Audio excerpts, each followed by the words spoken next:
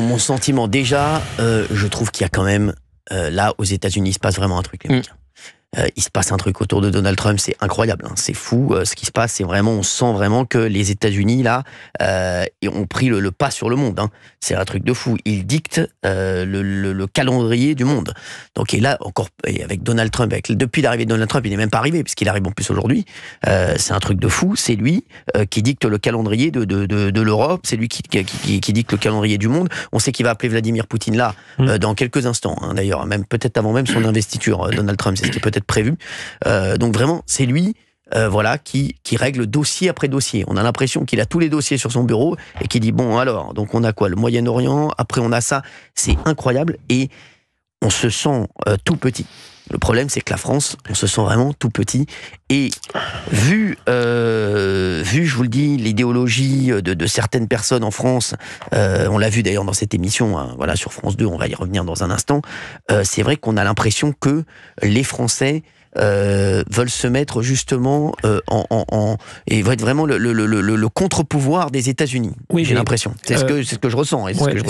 Mais je vais vous dire, vous savez, le contre-pouvoir des États-Unis. La France aujourd'hui, je ne pense pas qu'on ait les moyens d'être le contre-pouvoir des États-Unis, malheureusement.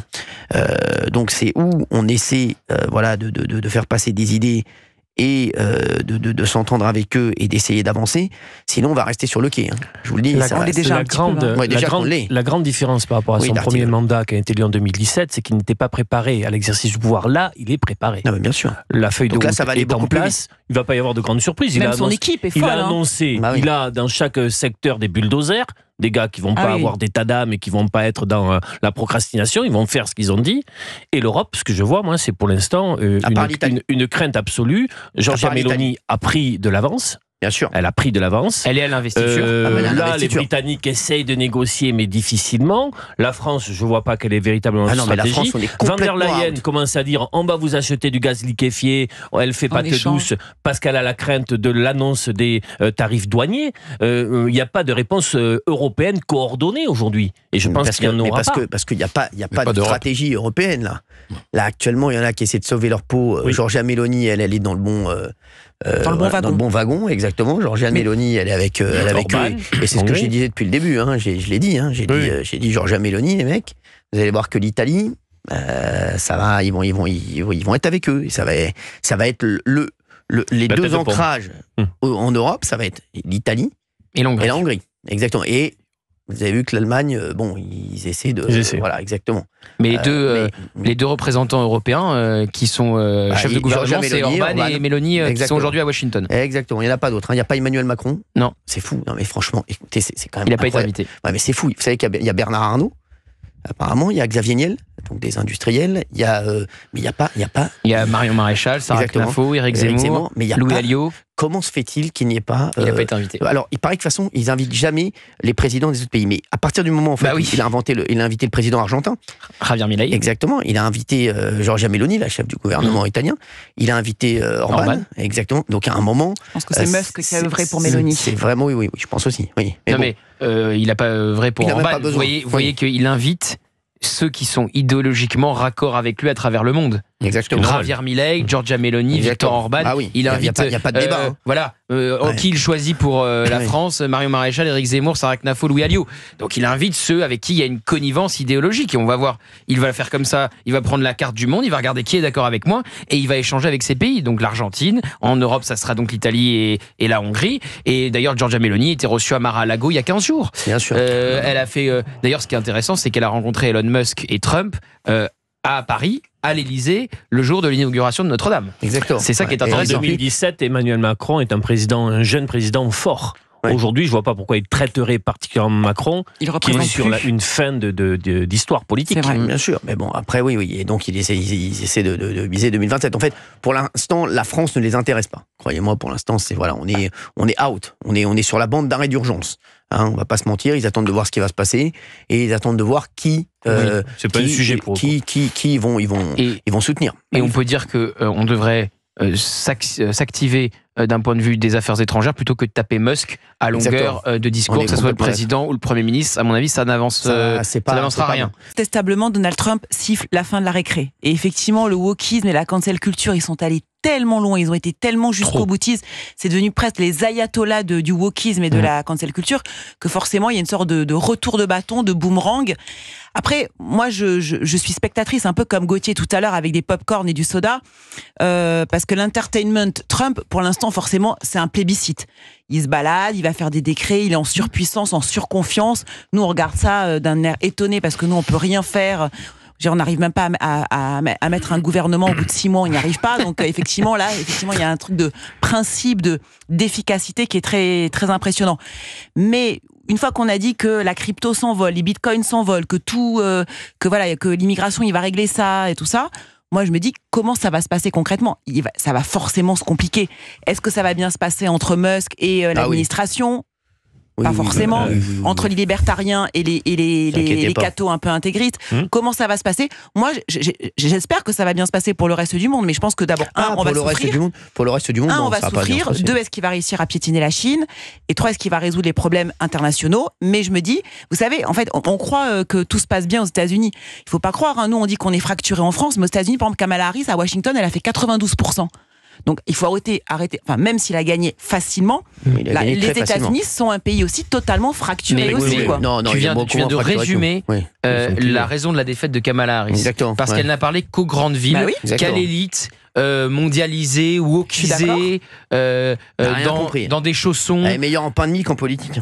Et c'est d'ailleurs ce qui se passe aussi aujourd'hui avec la France Insoumise, qui fait des scores magnifiques dans les centres-villes, avec des bastions d'extrême gauche, Nantes, Rennes, etc. Et puis dès que tu vas dans la France rurale, dès que tu quittes les centres-villes, c'est terminé et c'est le RN qui explose. Donc au fond, on peut faire un parallèle là entre le scrutin qui s'est passé aux États-Unis et ce qui s'est passé aux dernières législatives. Alors après, en France. avec une question, parce que quand Géraldine dit mouvement de balancier, c'est vrai que le wokisme est allé trop loin d'un côté, beaucoup trop loin. Il y a des choses insupportables dont les Américains se disaient mais on va vers où là ? Un nouveau diktat. C'est la pure folie. Un diktat total. Si un mouvement de balancier est tout aussi fort de l'autre côté, il faut voir ce que ça produit. Je suis d'accord. Et surtout, pour ceux qui sont les soutiens très très forts aujourd'hui aux États-Unis, qui sont présents, je pense notamment à Reconquête, si dans quelques semaines, il y a des annonces dures concernant des filières, notamment agricoles, qui impactent nos paysans alors qu'ils sont déjà en très grande difficulté, peut-être que le regard qu'on portera sur l'administration Trump, elle sera différente à ce qu'on peut dire aujourd'hui. Concrètement, par exemple, pour la tech, Cyril, vous adorez Elon Musk. Elon Musk, il a besoin, pour la tech, d'ingénieurs indiens. Donc là, cas de figure concret, Musk dit il faut absolument des ingénieurs indiens, donc des immigrés d'origine indienne, il faut les faire venir, on en a besoin, moi j'en ai besoin par rapport à mon industrie, et il y a beaucoup de gens dans l'administration qui va être de Trump, des gens qui n'en veulent pas, des lobbying qui n'en veulent pas, qui disent non surtout pas, nous on va d'abord, c'est America First, donc d'abord on fait travailler les Américains, donc ce sera aussi un bras de fer. J'ai pas dit que c'est peut-être plus simple pour eux que pour nous. Ça sera pas un gros bras de fer, et je vais vous dire, ce sera beaucoup plus simple que pour nous. Croyez-moi. Et ça va être plus dur que pour nous. Il y a un président et il y a 2 vice-présidents aux États-Unis. Il y a le vice-président officiel et il y a Elon Musk. Et je peux vous dire que ça va très très bien se passer. Aux États-Unis, économie avant tout. Donc, je vous dis, il n'y aura pas de problème là-dessus. Ça va se passer. Il n'y a pas de clash possible. Ça va très très bien se passer. Très très bien se passer. D'ailleurs, les cryptos s'envolent. Ça va très bien se passer. Vous inquiétez pas. Patricia est avec nous de Valoris. Tiens. Bonjour Patricia. Bonjour à tous. Oui. Patricia, on vous entend très mal, Patricia. On entend très mal, Patricia. Il faut la recaler et on la reprend dans un instant. Il y a Isabelle qui est avec nous du Var. Ah bah très bien, mais on est partout. Valoris, le Var. Isabelle. Vous allez Séville. Bonjour Isabelle, ça va bien? Vous êtes où dans le Var? Eh ben, je suis sur Toulon, dans le Var. Ah, très bien, je connais très bien. Très bien. Et on se connaît parce que on s'est vu vendredi. Isabelle, bah oui, Isa, comment ça va, chérie? Eh oui, ça va très bien. Je suis content de vous avoir. Tous déjà, donc je rappelle t'as un amour, Isabelle. Ça va, ma chérie? Ah ouais, ça va super bien. J'étais super bien reçue, merci encore mille fois. Je te fais un énorme bisou. Bon, t'es bien rentrée, Isabelle. Qu'est-ce que tu penses de Donald Trump? Il faudrait l'équivalent de Donald Trump en France. Moi, je kiffe Trump. Moi aussi, Il va tout désinfecter. Ça m'étonne pas du tout qu'il n'a pas... quand même. Non, mais quand vous désinfectez, vous pensez à l'économie, etc. Non, mais voilà, ça. Oui. Non, il y en a marre de la détresse des gens ici en France. On est en danger financièrement, en danger au niveau du travail, en danger quand on se balade dans la rue. Non, mais c'est clair. Bah oui, c'est. Mais oui, il faut que les choses bougent. En tout cas, Macron, il n'a pas été, pardon, excusez-moi Cyril. Allez-y, Isabelle. Macron, il n'a pas été invité tout simplement parce c'est une chaussette qui est bien dans son chausson, bien au chaud, et c'est pour ça qu'il a invité, oui, effectivement, comme vous disiez tous tout à l'heure, les gens qui lui ressemblent, son parti, etc., qui ont les mêmes idées comme Marine Le Pen et Zemmour. Non, pas Marine Le Pen. Marine Le Pen n'est pas invitée. D'ailleurs, les électeurs RN. Il y a Louis Alliot qui est invité. Il y a Louis Alliot, Marion Maréchal, Sarah Knafo, Éric Zemmour. C'est Marion Maréchal, voilà, je me suis trompée. Exactement. Marine Le Pen et Trump, c'est pas l'entente cordiale. Il l'a fait attendre dans la cafétéria de la Trump Tower en 2017 et il ne l'a jamais reçu. Ouais, non, c'est pas oui, effectivement. Ouais. Mais ça peut s'arranger, je pense. Tout peut s'arranger. Ouais, s'il y a Marion Maréchal, why not, hein. Ça peut s'arranger. Non, mais il va tout désinfecter. Quand je dis désinfecter, c'est vraiment dans tous les sens. Hein. Il est parti pour. Hein. Là, il a à fond les ballons. Hein. Oui, Olivier, c'est Olivier que j'entends. Oui, non, mais c'est-à-dire que pour moi, le terme de désinfection, ça peut avoir plusieurs connotations. Voilà, donc.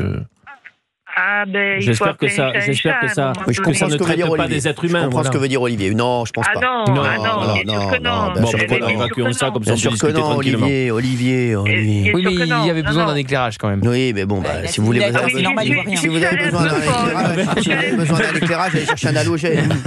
C'est pour rien en général. Je suis allée un peu fort, c'est le contre-coup de l'émission. Très bien. Non, mais Isabelle, en tout cas, Isabelle est contente. Merci Isabelle d'avoir été avec nous sur Europe 1. Merci à vous. Je vous fais des gros bisous, Isa. Raccrochez-vous tous. Merci, bisous Isa. À tous. Je vous embrasse fort.